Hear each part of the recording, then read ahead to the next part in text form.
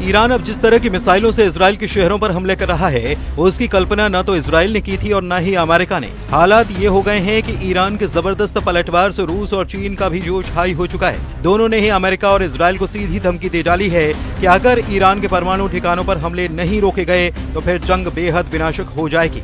इस वक्त पूरे इजराइल में गाजा जैसी तस्वीरें दिखाई देने लगी हैं। ये कहना गलत नहीं होगा।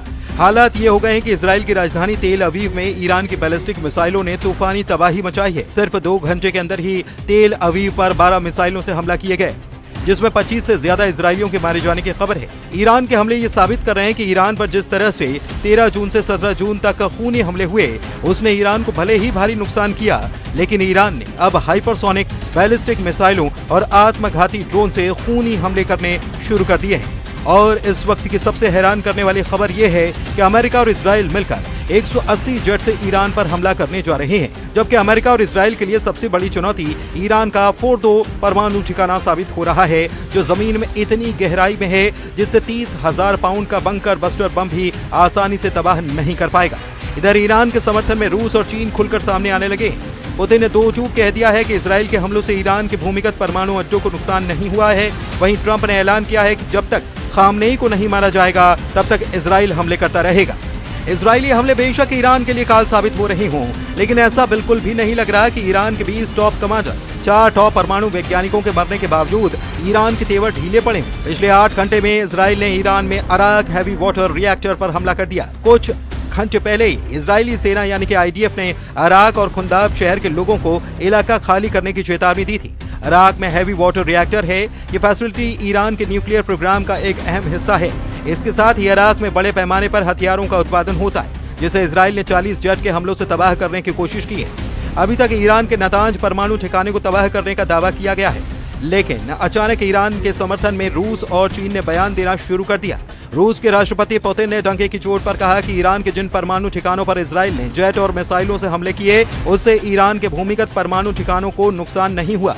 यानी कि रूसी राष्ट्रपति पुतिन अपने बयान से पूरी दुनिया को ये बता चुके हैं कि ईरान के भूमिगत परमाणु ठिकाने सुरक्षित हैं और इजराइल के हमले नाकाम साबित हो रहे हैं। यही कारण है कि राष्ट्रपति ट्रंप ईरान पर हमला करने से पहले 100 बार सोच रहे हैं। ट्रंप ने ईरान पर हमला करने के प्लान को मंजूरी तो दे दी, लेकिन उन्हें यकीन नहीं हो रहा कि अमेरिका और इजराइल मिलकर ईरान के फोर्डो परमाणु ठिकाने को तबाह कर पाएंगे, जो पहाड़ों के बीच में जमीन में सैकड़ों मीटर नीचे मौजूद है। अमेरिका को लगता है कि 30,000 पाउंड का बंकर बस्टर बम भी ईरान के भूमिगत फोर्डो परमाणु ठिकाने को तबाह नहीं कर पाएगा।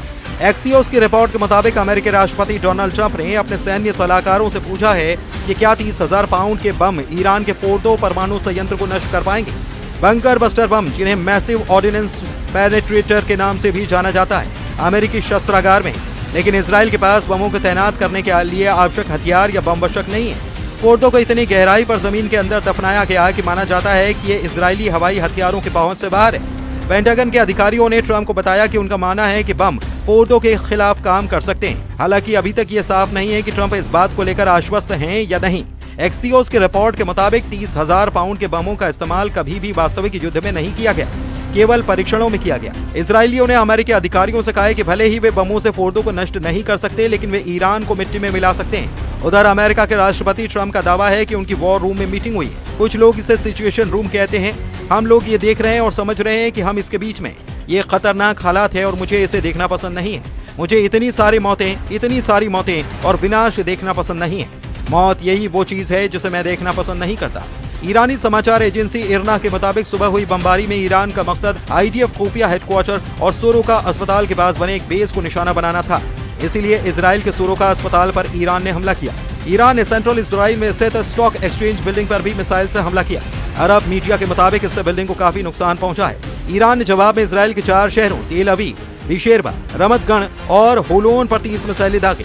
इजरायली मीडिया रिपोर्ट के मुताबिक 7 मिसाइलों को इजरायली डिफेंस सिस्टम रोकने में नाकाम रहा। ईरान के हमलों में 176 लोग घायल हुए, 6 लोगों की हालत नाजुक है। इजरायली पीएम बेंजामिन नेतन्याहू ने कहा कि ईरान जानबूझकर इजरायली नागरिकों और अस्पतालों को निशाना बना रहा है। इजराइल इन हमलों का बदला लेगा।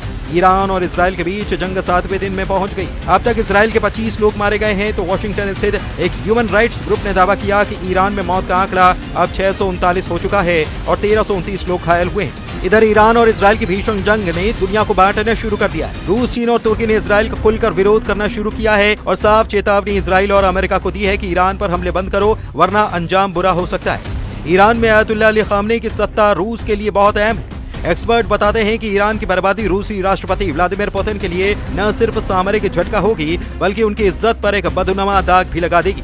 ईरान रूस का अहम आर्थिक और सैन्य साझेदार है। रूस ने ईरान में अरबों डॉलर का निवेश कर रखा है। खामनेई की सत्ता रूस को मध्य पूर्व में एक विश्वसनीय आधार प्रदान करती है। अमेरिका और उसके सहयोगियों के खिलाफ दोनों ने साझा मोर्चा बना रखा है। खामनेई का शासन रूस की भूमिगत राजनीति और आर्थिक रणनीति का एक महत्वपूर्ण हिस्सा है। ईरान का अगर पतन होता है तो रूस के लिए यह सीरिया से भी बड़ा झटका होगा।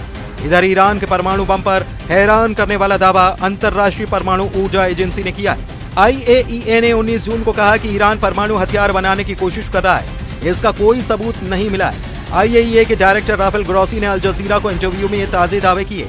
ऐसे हालात में सवाल यह है कि अमेरिका की शह पर इजराइल ईरान पर खूनी हमले क्यों कर रहा है। इधर रूस ने ईरान और इजराइल जंग में अमेरिका की दखल अंदाजी को लेकर चेतावनी जारी कर दी है। रूसी समाचार एजेंसी इंटरफैक्स के मुताबिक क्रेमलिन के प्रवक्ता दिमित्री पेस्कोव ने कहा है कि अगर अमेरिका ईरान और इजराइल के बीच चल रहे संघर्ष में दखल देगा तो इससे हालात और ज्यादा बिगड़ सकते हैं और तनाव खतरनाक स्तर पर पहुंच सकता है। इधर ईरान हमलों से तिल मिलाए इजराइल के रक्षा मंत्री इजराइल काट्स ने ईरान के सुप्रीम लीडर को मॉडर्न हिटलर कहा और कहा कि अब उनका अस्तित्व नहीं रह सकता।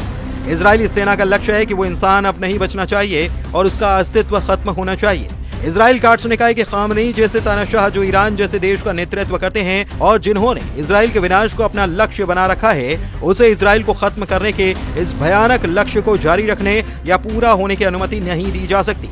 ईरान इजराइल युद्ध से जुड़े जानकारों के दावों के मुताबिक अगर ईरान के सुप्रीम लीडर खामनेई को इजराइल और अमेरिका मिलकर जान से मार देते हैं तो इससे पूरे मिडिल ईस्ट में भयंकर और तबाही वाला युद्ध शुरू हो जाएगा, जिसे ना तो रूस रोक पाएगा और न ही अमेरिका।